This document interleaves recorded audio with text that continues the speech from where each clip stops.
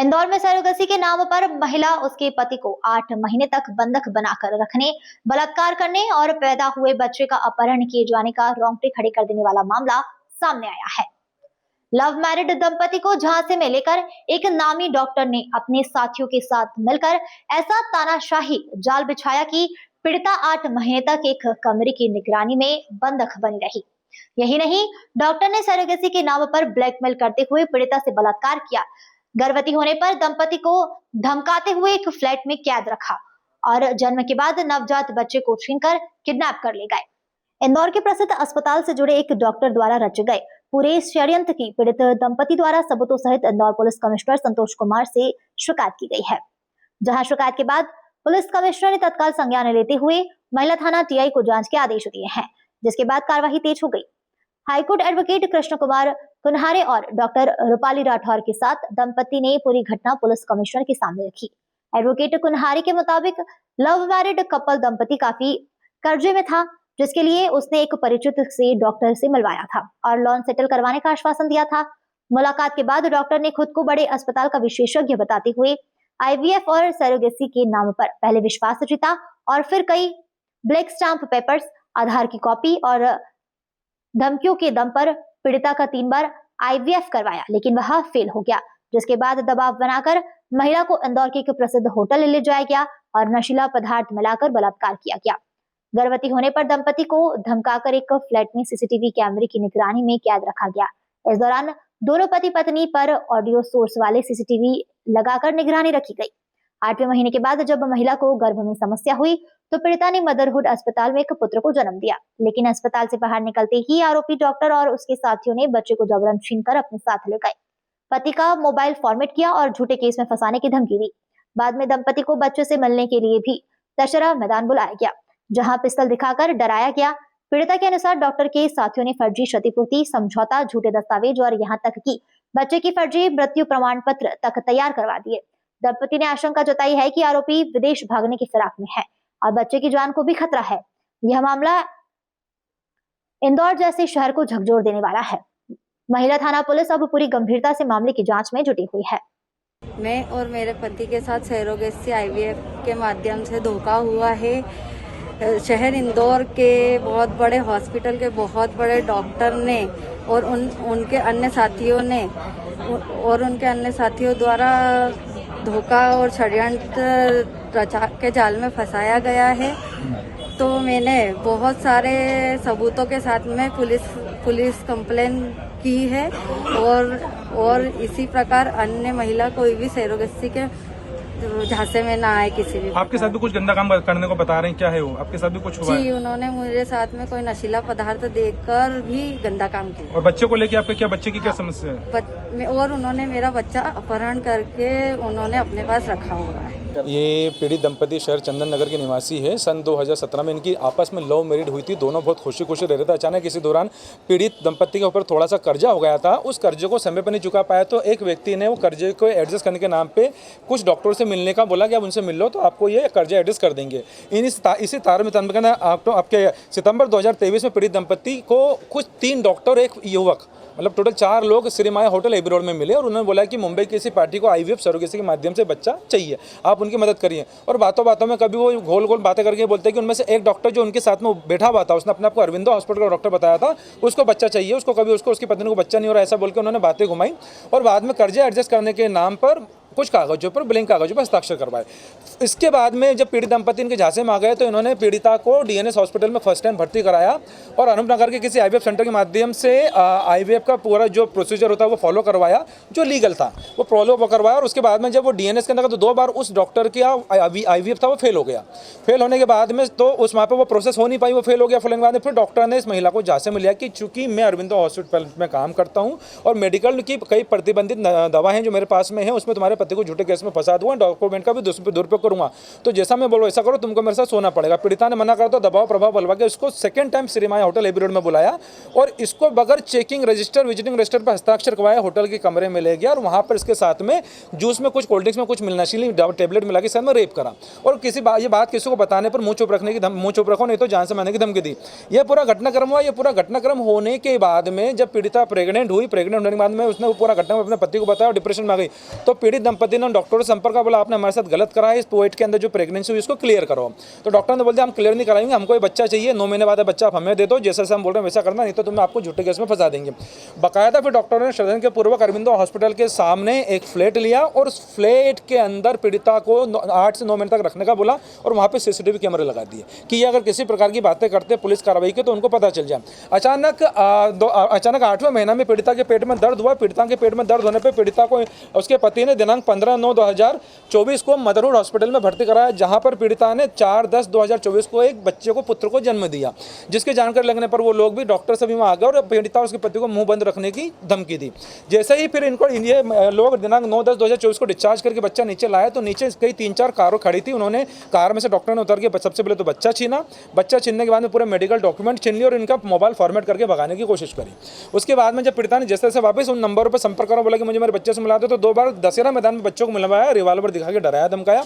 उसके बाद में उनके मोबाइल स्विच ऑफ आने लगे। अचानक एक दिन फिर एक व्यक्ति, वही वो डॉक्टर जो जिसने इसमें रेप करा था, वो डॉक्टर ने बोला कि आप एक काम करो, उस अरविंदो उस श्रीमाया होटल एवियर पर मत आना, इस बार आपके बच्चों को आपसे मिलना हो तो RNT मार्ग वाली श्रीमाया होटल पर आओ। और यहाँ पर इसने ऑलरेडी एक ऐसा का वो डॉक्टर ने मिलता हुआ कोई तीसरा व्यक्ति मिला, उसने बोला कि कुछ कागज उस पर साइन करो, एक क्षतिपूर्ति लेख बनवा दिया जिसमें कोई I-20 कार की टक्कर लगने से कुछ पैसों का लेन देन था, ऐसा लिखवाया। लेकिन उसके अंदर ना ही पीड़िता के, ना ही पीड़िता के पति के और ना ही किसी पक्षकार के हस्ताक्षर नहीं थे, नाम लिखा था। तो वो ऑलरेडी डॉक्यूमेंट बगैर हस्ताक्षर करे नोटराइज करवा के नोटिस सीरियल नंबर जनरेट करवा के लिया। ये सबसे बड़ा सबूत था जिसका चुपके से पीड़िता ने फोटो ले लिया। उसके बाद में ये लोग भाग गए, पीड़िता से संपर्क नहीं कर रहे, मोबाइल स्विच ऑफ कर लिए। तो पूरे सबूतों के साथ में डुप्लीकेट मदरहुड से डिस्चार्ज कार्ड निकलवा के पूरे दस्तावेज के साथ में पीड़िता ने कमिश्नर महोदय के सामने हमारे माध्यम से शिकायत करी। मामले में कमिश्नर महोदय ने देखा और वो भी देखिए कि पूरा वो सस्पेंस वाला मामला है, थ्रिलर वाला मामला है, जो क्राइम टीवी में सोनी टीवी पर क्राइम थ्रिलर के नाटक आते उस टाइप के।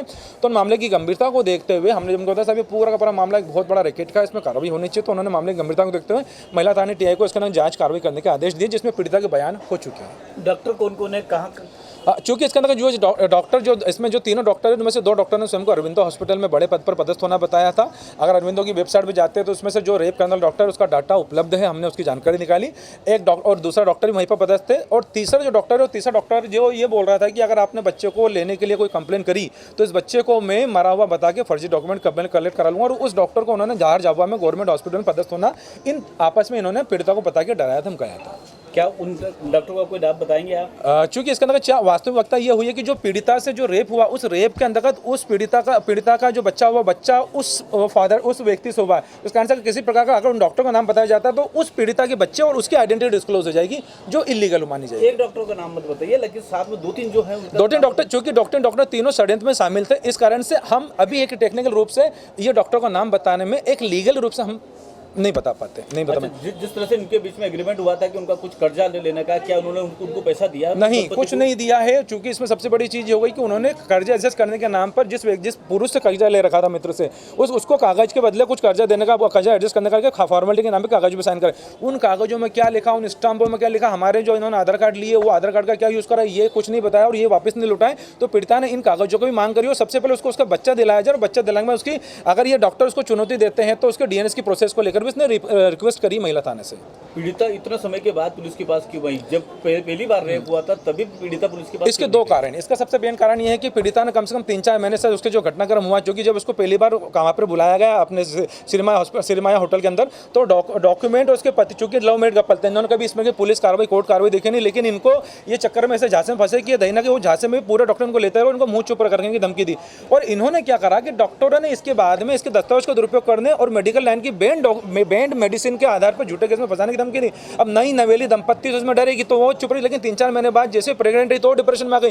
फिर संपर्क में करा तो उन्होंने फिर बोला कि अब चूंकि उनका मकसद तो हल हो गया था, रेप से बच्चा गर्भ बन गया था, तो वो फिर उनको और झांसे में लेते गए। तो फिर उन्होंने इनको कैमरे में कैद करके बंधक बना के एक आपके अरविंद हॉस्पिटल के सामने एक बहुत बड़ी कॉलोनी के अंदर रखा और वो कॉलोनी में इनके दिन रात की दिनचर्या को भी रिकॉर्ड कर रहे थे। अब ये लोग लाज के कारण किसी को बता नहीं पा रही थी, कोई कार्रवाई कर नहीं पा रही थी। उसके बाद जब इनसे कागज पूरे छीने तो फिर पीड़िता के पति ने हिम्मत जुटा के और आए दिन जो कमिश्नर साहब जो पीड़ितों की मदद करते हैं उनकी सब चीज़ों को देखकर फिर इसने सेकंड डुप्लीकेट कागज उस मदरहुड हॉस्पिटल से निकाले, बच्चे का जन्म प्रमाण पत्र उसने परसों नरसों निकलवाया और सब कागज मिलकर उसके अंदर बच्चे की फोटो वोटो निकलवा के फिर उन्होंने कमिश्नर साहब को पूरी शिकायत कर। तो चूंकि प्रोसेस इतनी लंबी है कि इसके अंदर इन्होंने धीरे धीरे हिम्मत जुटा के अब कमिश्नर साहब के सामने गए, तो मामले के अंदर प्रथम दृष्टा ये कमिश्नर साहब को भी लगा कि मामला गंभीर है, इसलिए उन्होंने जांच के आदेश दिया। कहीं ऐसा तो नहीं कि पीड़िता पैसे के लालच में 9 महीना नहीं बोल पाई हो? इसमें एक्चुअली ये हुआ है कि चूंकि भारत के अंदर इंडिया में कमर्शियल सरोगेसी बैंड है।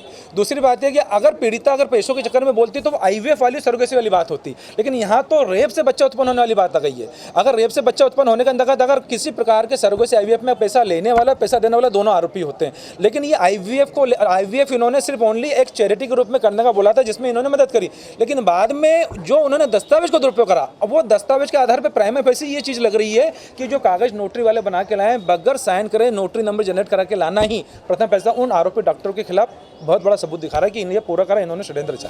अब इनके खिलाफ क्या क्या कार्रवाई होगी? हमारे द्वारा सबसे पहले जिसके अंदर पुलिस कमिश्नर महोदय से ही मांग करती है सबसे पहले मुझे मेरा बच्चा दिलाया जाए, तीनों चारों डॉक्टर के खिलाफ FIR हो जाए और इस षड्यंत्र में जो लोग शामिल है, जो डायग्नोस्टिक सेंटर या जो भी लोग इन अंदर शामिल है उन सबके खिलाफ भी कार्रवाई की जाए। और उस डॉक्टर की पत्नी के पास वो वर्तमान में बच्चा है, दंपति वो डॉक्टर उसकी पत्नी, तो उसकी पत्नी को भी संपर्क जानकारी हो सकते उनको भी आरोपी बनाया जाए।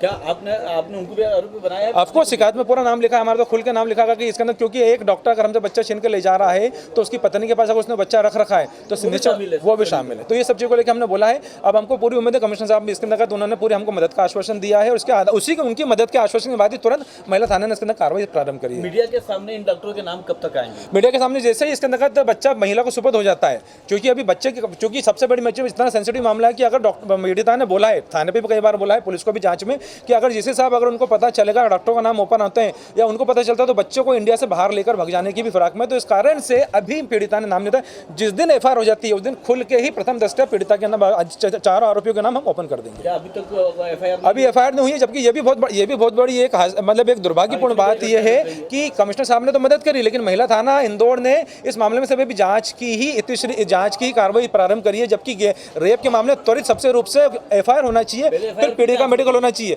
लेकिन ये किस प्रकार की जांच हो रही है कहीं ना कहीं ये भी एक अलग चीज़ है। इसको लेकर अगर कार्रवाई नहीं होती है तो हाईकोर्ट में संबंधित जिम्मेदारों को हम पक्षकार बना के न्यायदान प्राप्त करेंगे।